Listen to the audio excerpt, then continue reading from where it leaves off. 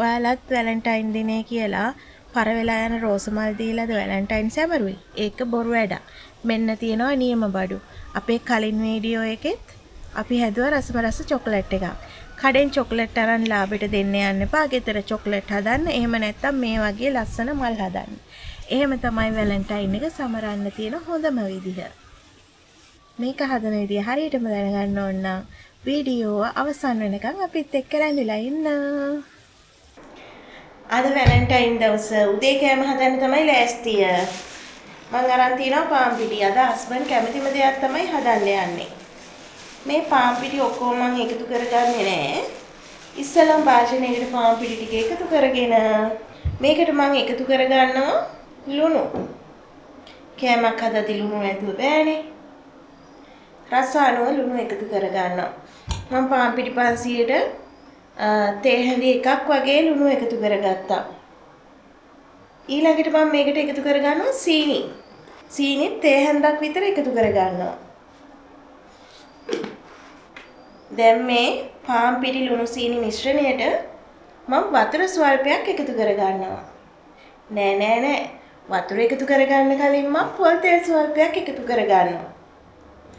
පොල් තෙල් හොඳ නෑ කියලා හිතෙනවා නම් ඔයාලට එක්ස්ට්‍රා එකතු කරගන්නත් පුළුවන්. මේ මං ගෙදරදීම ඉඳගත්ත පොල් තෙල් නිසා මම පොල් තෙල් ටිකක් එකතු කරගන්නවා.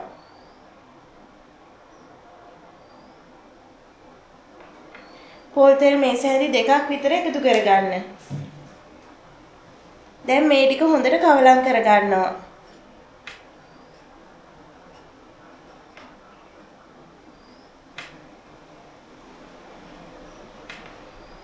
ඊළඟට එකතු කරගන්නේ වතුර. වතුර එකපාර එකතු කරගන්නේ නැහැ. චුට්ට එකතු කරගන්න. ඝන ඩෝ එකක් හැදෙනකම්.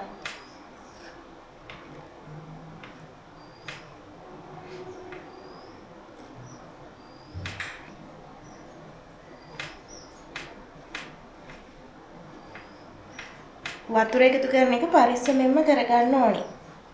මොකද වැරදිලා හරි වතුර වැඩි වුණොත් වැඩේ අච්චාරු වෙනවා.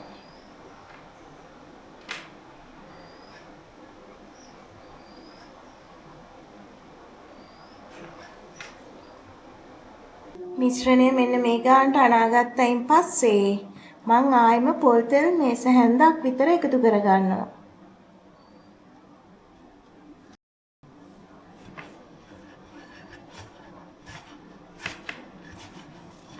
පේනවනේ දැන් පිටි එකේ තත්ත්වය. මෙන්න මේ විදිහට තමයි පිටි එක තියෙන්නේ. මේක දැන් චුට්ටක් වෙලා හොඳින් මිශ්‍ර කරලා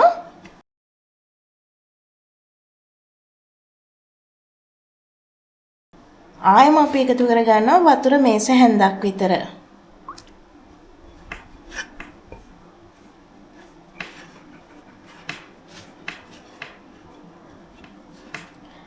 ඔය විදිහට මේ පිටි මිශ්‍රණය ගුලියක් වෙනකන් වතුර ස්වල්ප එකතු කර හොඳින් මිශ්‍ර කරගන්නවා. පාන් පිටි 500ට මට මේ කෝප්පෙන් වතුර කෝප්පයක් විතරයි ගියේ. ඔයාලා ගන්න පිටි එකේ තෙත මට්ටම අනුව එකතු කරන වතුර ප්‍රමාණය වෙනස් වෙන්න පුළුවන්. දැන් මගේ පිටි මිශ්‍රණය නම් හොඳ ගානට ඇවිල්ලායි තියෙන්නේ.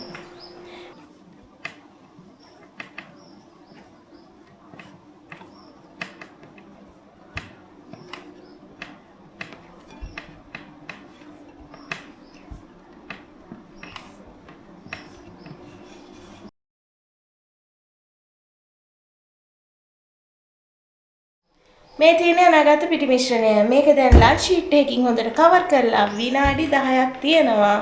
පිටි මිශ්‍රණය හොඳට ලුණු සීනි අල්ලලා ටිකක් සොෆ්ට් වෙලා එනකම්.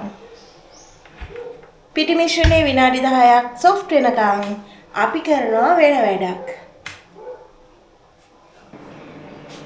භාජනයක් ලිපේ තියෙන පොල් තෙල් ටිකක් එකතු කරගත්ත පොල් තෙල් ටික රත් වෙනකොට මේ තලාගන්නේ ඉඟුරු සුදු ලුණු.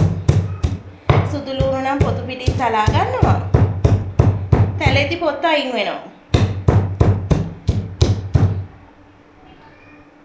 සුදු ලුණු ගෙඩිය සුද්ධ කරන්න වෙලාවක් අවශ්‍ය වෙන්නේ නැහැ එතකොට. මේ තැලෙදි පොත්ත නිකම්ම අයින් වෙනවා.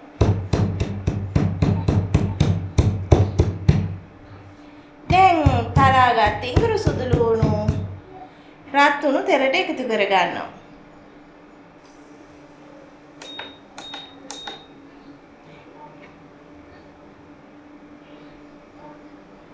මම කඩාගෙන ආවා නයි මිරිස් කරල් දෙකකුයි අවු මිරිස් කරල් තුනකුයි. ඒකත් හීනියට ලියලා මේකට එකතු කර ගන්නවා.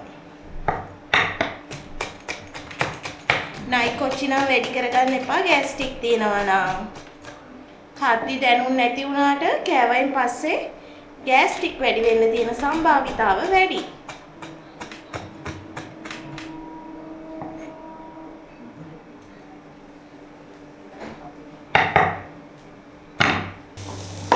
ඉස්සර අපි මේ වගේ කෑමක් හදනකොට ඉස්සෙල්ලාම කරන්නේ අල ටික තඹ ගන්න එක. දැන් නම් මං අල තඹ ඉන්නේ නැහැ. ටෙම්පරාදුර තමයි ඉස්සෙල්ලා ලෑස්ති කරගන්නේ.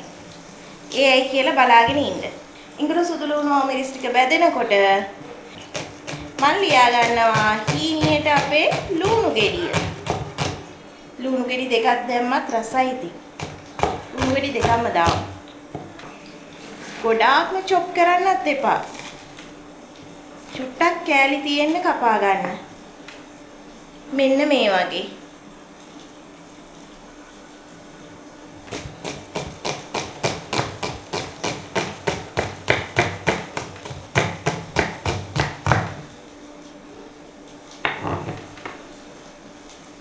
මේ දෙවෙනි ලුණු ගෙඩිය.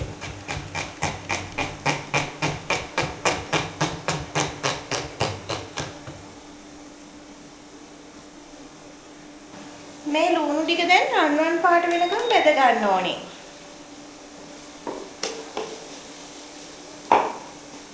ඒක බෙදෙන අතරතුර මම මේකට ලුණු එකතු කර ගන්නවා.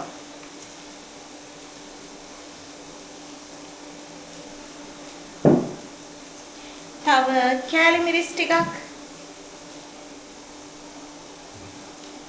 මට ගොඩක් සැරකන්න බැරි නිසා ටිකයි එකතු කරගත්තේ. මේ පාර කෑලි මිරිස් එක මගේ ටිකක් සැරයි ගෙදර කොටාගත්ත නිසා. මේ එකතු කරගන්නේ ගම්මිරිස් කුඩු. මේ එකතු කරන සැරවල සැර චුට්ටක් අඩු වෙන්න වගේම පාට ලස්සන වෙන්න කහ කුඩු ටිකක් එකතු කරගන්නවා. සැර පාට විතරක් නෙමෙයි කහ කුඩු වල ගොඩක් ගුණ තියෙනවා.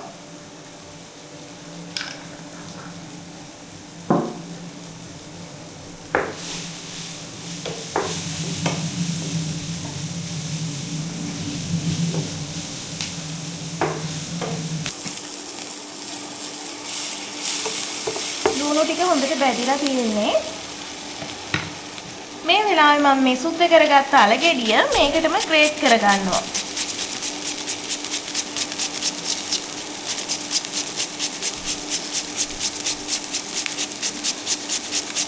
ගින්දර අඩු කරලා ඉන්න නැත්නම් මේ අල ගෙඩිය ග්‍රේට් කරලා ඉවර වෙද්දී ලුණු ටික කර වෙලා තියෙයි. අල තම්බල මිශ්‍රණ හදපු කාලේ ඉවරයි.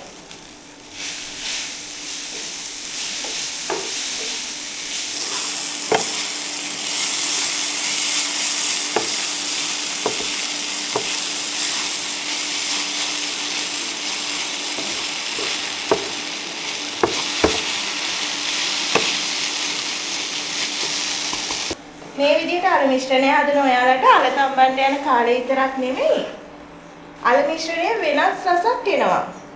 අල තම්බලා හදනකොට රසයි මේ විදිහට හදනකොට රසයි රස දෙකක්. ඒක අනිවාර්යෙන් හදලා බලන්න සම්පූර්ණයෙන් රස දෙකක්.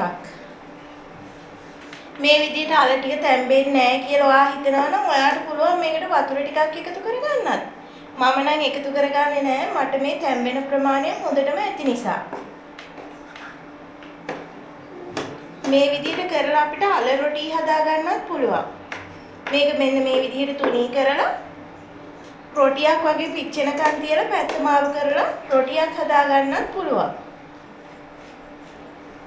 අද නම් රොටි නෙමෙයි හදන්නේ. මේ තමයි අල ගෙඩියක අවසාන ප්‍රතිඵලය. මම ගත්ත වීදුරුවක් මේක ඝනකම් වීදුරුවක් කිසි ප්‍රශ්නයක් වෙන්නේ නැහැ. මම මේකට එකතු කරගන්නවා පොල් තෙල් ස්වල්පයක්. පොල් තෙල් හොඳ නැහැ කියලා කෑ ගහන අයට පුළුවන් ඇස්ට්‍රා ටිකක් ගා ගන්න. මම ගාගත්ත පොල් තෙල් ටිකක් වීදුරුව හැමතැනම ගාගත්තා. මේ තියෙන කලින් අනලා අරන් තියපු පිටි බෝලේ මේ කාරගෙන මේක දැන් හොඳට සොෆ්ට් වෙලා තියෙන්නේ මේ. අර කලින් වගේ නෙමෙයි. මේ ඇඟිල්ලෙන් මෙහෙම කරත් දිග ඇරෙනවා. මේක දැන් තුනී කරගන්න ඕනේ. මේක තුනී කරන්න කලින් රෝලින් පින් එකට පාන් පිටි ටිකක් ගාලා ඉන්න. එතකොට මේක හරිම ලේසියෙන් මේක ඇලෙන්නේ නැති වෙන්න තුනී කරගන්න පුළුවන්. මම කලින්ම අරන් තියාගත්ත පාන් පිටි ටික. ගත්ත ඔක්කොම පාන් පිටි ටික මම ඇනුවේ නැහැ. ටිකක් අරන් තියාගත්තා.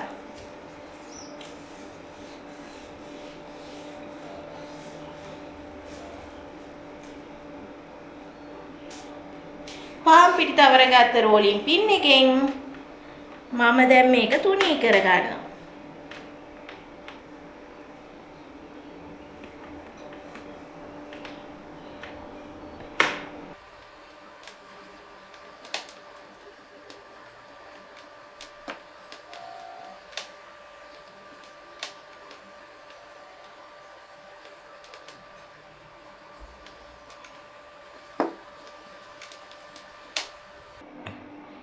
මේ තියෙන දිග අරගත්ත රොටිය. මේකට මම දැන් මේ පාන් පිටි ටිකක් ගා ගන්නවා. ඒ උඩින් පොල් තෙල් ටිකක් මේ සැන්දක් විතර එකතු කරගන්න. ඊට පස්සේ මේ පොල් තෙල් ටික හොඳට මේ පාන් පිටි එක්ක මිශ්‍ර වෙන්න අත ගා ගන්න ඕනේ. මේක අත්‍යවශ්‍ය වැඩක් නෙමෙයි. ඒ වුණාට මං හදන්න යන පැටිස් එක ලස්සනට පිපිලා තියෙන නිසා තමයි මේ වැඩේ මං කරන්නේ. මේක අත්‍යවශ්‍ය වැඩක් නෙමෙයි. මේ විදිහට තුනී කරලා ඔයාලට පුළුවන් පැටිස් අච්චුවක් ආධාරයෙන් මේ වැඩේ ලස්සනට කරගන්න. මේ කරන්නේ අමතර වැඩක්. දැන් මේ තුනී කරගත්ත මිශ්‍රණය එකට එකක් උඩ හිටින්න නමා ගන්නවා. ඒ කරලා මෙන්න මේ තට්ටු උඩිනුත් ගා ගන්නවා පාන් පිටි ටිකකුයි පොල් තෙල් ටිකකුයි.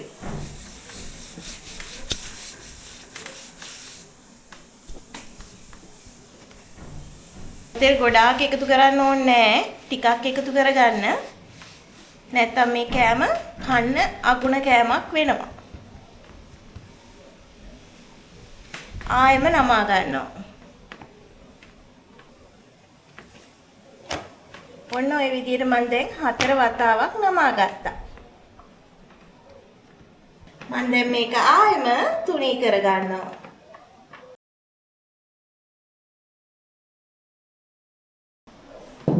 මේ කරන එකෙන් වෙන්නේ අපේ පැටිස් එක හොඳ ක්‍රිස්පි ගතියක් වගේම ලේයර් කීපයකට හදා ගන්න පුළුවන් අපිට. කලින් තුනී කරාට වඩා මේක ටිකක් අමාරුයි දැන්. ලේයර් කීපයකට තියෙන නිසා ඒ වුණාට කාලය අරගෙන තුනී කරගන්න. කලබල වෙන්න එපා.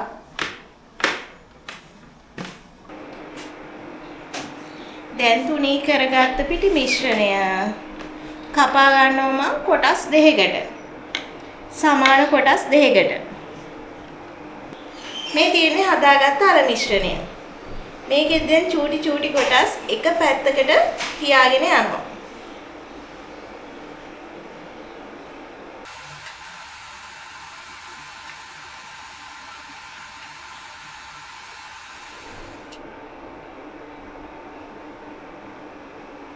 වාජනයක් ලිපේ තියෙන තිබ්බේ කරත් වෙලා තියෙන්නේ.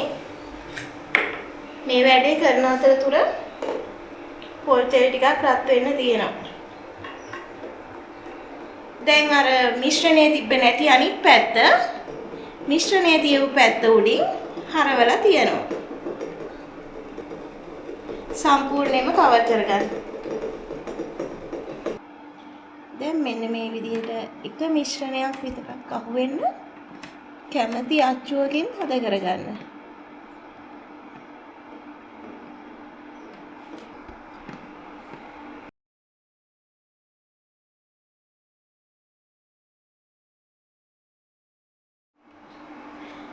මෙහෙම කරන්නේ කෙරවල් වලින් මේක ලෙහන් නැති වෙන්න.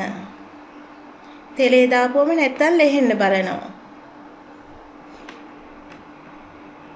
අපි බෙදලා බලමු එකක්.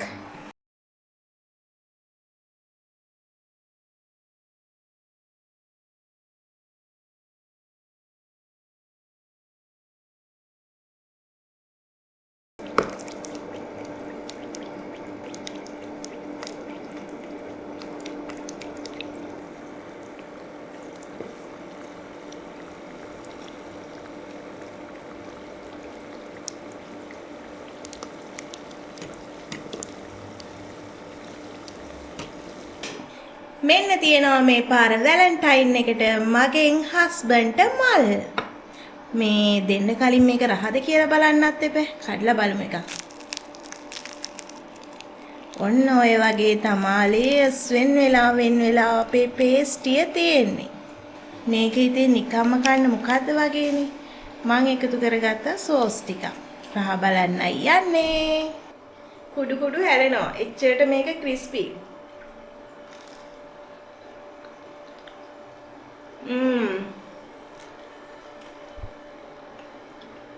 maru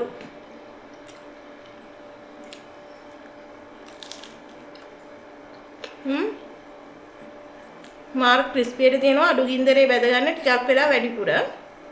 එතකොට තමයි මේ ක්‍රිස්පි කැපි එන්නේ.